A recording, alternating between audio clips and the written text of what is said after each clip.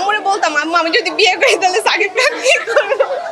Personally সাকিবকে বেশি ভালো লাগে। উনি আমার বাবার বয়সী, যাই হোক, কিন্তু আমার পার্সোনালি খুব ভালো লাগে শাকিব খানকে। আরফান নিশুর মুভি আগেও দেখা হয়েছে।